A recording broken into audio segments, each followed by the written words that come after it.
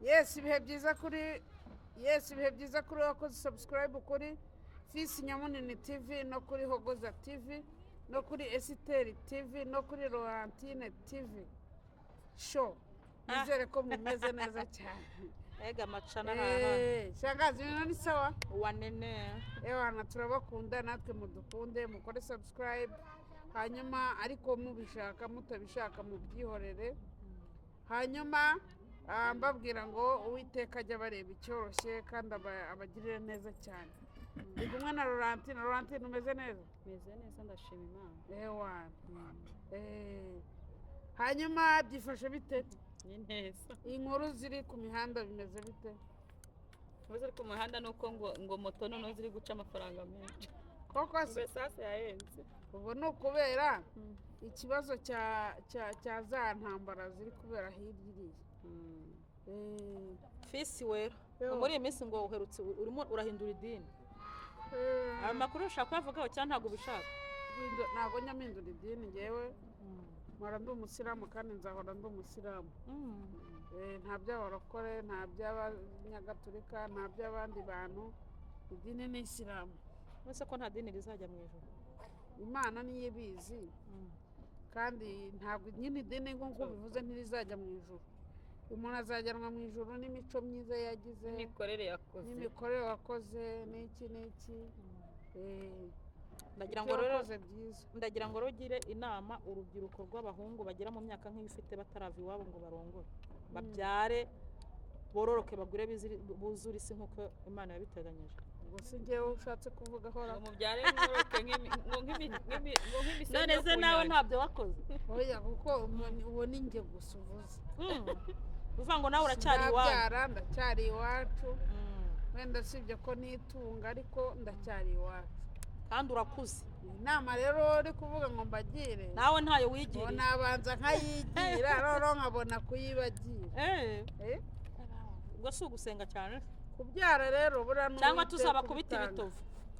Oya uzahashake hanyuma dutegereze. Kubyara buriya n'uwiteka ubitanga urumva. Atari Uwiteka nta kundi wabigenza. Ni ukuvuga ngo rero Imana ishobora byose kandi bizi igikwiriye umuntu. Hari n'igihe Imana yakwima urubyaro kubera impamvu runaka. Cyangwa se Imana ikakwima wenda imbaraga kubera ko ibona ko uzakubita abantu ukabamugaza. Ni ukuvuga ngo ikaguca amababa. Kuko ibona uzaguruka ukagera kure. Cyane rwose. Usundi umugabo wari wese ntabyara nubwo waba ugeze mu myaka 40 wanabyara. Kwambwa n'ugereka abagore. Bageza mu myaka. Nese abasaza benshi ubona ariko se mugani we buriya no kubera iki? Babaze ko muri abagore mwembe. Buriya no kubera iki? Aba mama yo bagize ikibazo wenda bagapfa. Aba papa bahita bongera bagahita bashaka abandi bagore. Kandi bashaje. Kwibana k'umugabo biragora. Mugani umugore yamukoreraga buri kintu cyose. Ukoropa koze ibyo wamba ukorera umwana inkweto. Byandi nyamondo se ajya ahora avuga ngo buri umugore wamusigiye umwana yabigenza ate? Nese ahubwo se ujya wumva ko bavuga ngo iyo umuntu nta mugabo ashobora kugira guhita arwara akarwara nyine nk'irungu kuko baba baganira ugasanga nyine arwaye. Umva umuntu wahoze afite umuntu babana kwibana wenyine n'ubundi amufite nacyo kintu kigora. Niyo mpamvu Bibiliya yavuze ngo si byiza ko umuntu aba wenyine. Yego. Kamuremera umufasha. None ubwo ugize ibyago bwo ugashaka umugore w'isatani. Ese ugashaka umugabo w'isatani. Ntugaterwe ubwoba ariko wowe uzabigerageze byange wabikoze. Icyo ubonye ari satani wowe uca bugufi. Shange ntago nashaka umugore pe. Ukuri kw'Imana. Ahubwo ikintu nakora nashaka umwana ariko umugore we sinabishobora rwose. Nise umwana ntabwo ku mugore. Uvuga ngo uzagenda utera. Ariko buriya reka mbabwize ukuri. Kuna abagabo twagowe. Sibyo cyangwa se kuna abantu bo mu isi twagowe. Ariko cyane cyane abagabo igitsina gabo. Urumva? Ugize gutya. Ushatse umuntu. Umuzi bihagije. Afite imico ye nawe ufite imico yawe. None ikintu ngiye maze kubona hari umuntu tubana mu nzu ariko maze kubona ko aho kugira ngo mbane n'umuntu nabana n'imbwa mu nzu. ntabwo ushatse kuvuga izina maze bigira no n'abajura kumenya impamvu abazungu uwitwa umuzungu adakunda ikiremwa muntu ko babana mu nzu ahubwo akunda imbwa. icya mbere imbwa ntiyaguhemukira, imbwa irakumvira, imbwa ikora icyo wayibwiye, sibyo? ariko umuntu mwene muntu agoye kubi aragoye. nk'ubu wenda nk'urugero nabaha mba nibereye kuri live wenda akaba ashaka kuryama, mfite amatara abiri mu nzu ngewe, mfite itara rito n'itara rinini, none agahita ambwira ngo zimya iryo tara rinini. uri kumusa ubushize aravuze ngo uri kumusakuriza kandi umucumbikiye. ibaza umuntu ucumbikiye mu nzu akanagutegeka ngo uri kumusakuriza, akakubwira ngo urakunsakuriza, ngo zimya itara, kandi wowe we aragenda akajya mu gifundi cye. akazi ke ni akamanywa, akazi ke ni akamanywa, akawe ni aka wowe nimugoroba, akazi kawe ni aka nijoro. akazi kawe wowe uvana amafaranga ku mbuga nkoranyambaga, noneho we akakavana mu maboko ye.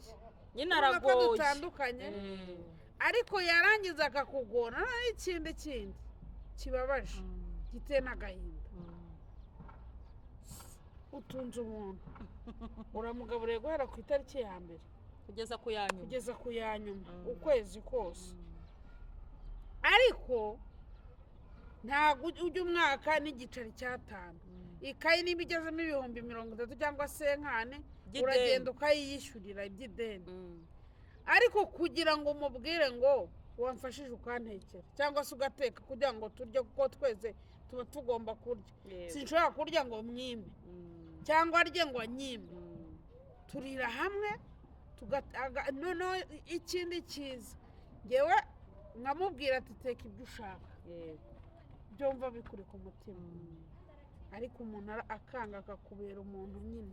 uzi ko imana imaze kurema umuntu muri biriya hantu handitse ngo yageze aho iricuza, yicuza impamvu yamuremye.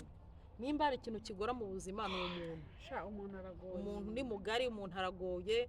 umuntu ushobora kuba muri kumwe akanya akakugambanira, umuntu ushobora kuba wamugiriye neza akagukora ibintu kumirwa, akaguhinduka. uzi ko na mama wakubyara igihe yaguhinduka cyane. nta buhamya ujya wumva se? none si ubuhamya bwinshi twumva bw'abantu muri jenoside bw'abantu bishe abandi.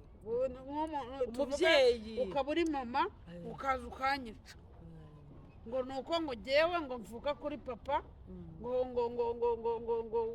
mudahuje, tudahuje. ni ukuvuga ngo rero niyo mpamvu utagomba kwibaza ku muntu cyane. rero ni uko nguko umuntu ateye, umuntu aragoye kabisa.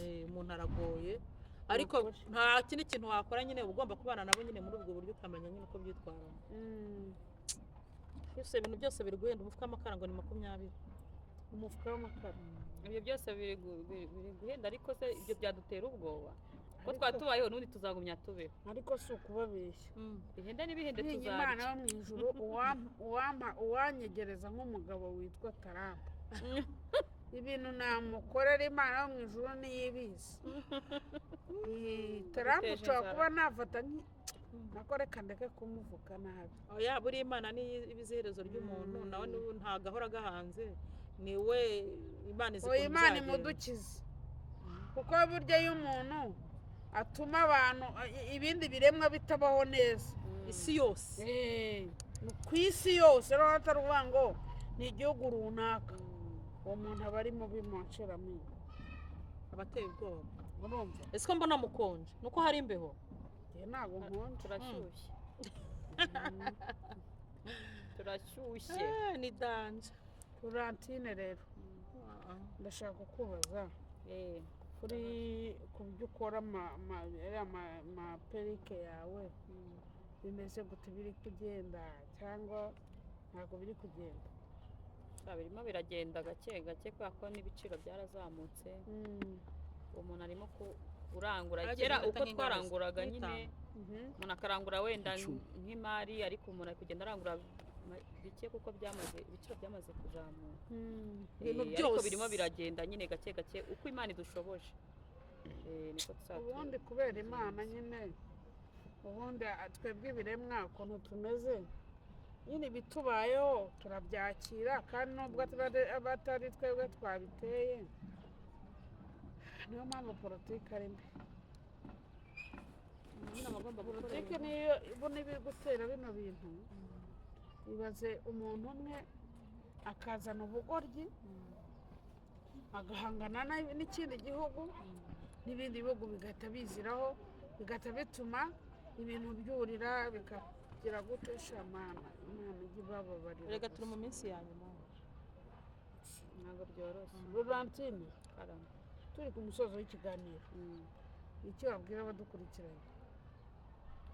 abadukurikiranye aka kanya tubifurije kubaho neza no kugumya bakihanganira ibiciro kuko byazamutse amayisasi yazamutse yemerutse guhura nyine n'umumotari ngiye kumutega arambwira ati mva kwanza n'ejo abana bari kujya ku ishuri arambwira ati rwose pe mva esase yazamutse ubu ngubu noneho sinzi ukuntu biragenda mva ati ngewe none umugore nta nubwo agihindukira mu buriri nifuriza y'abakunzi bacu badukurikirana ku munsi mwihangane abafite ingo rwose mugumye mwihangane ibiryo byazamutse ariko turagumya turye n'undi tubahe kubera imana buri muntu wese afite uko abayeho yego abatameze neza kandi nabo mbifurije kubaho neza ni ukuri kandi ndabakunda shangazi turi ku musozo we n'icyabwira abanyarwanda badukurikiranye bakomeze bakunde izi cano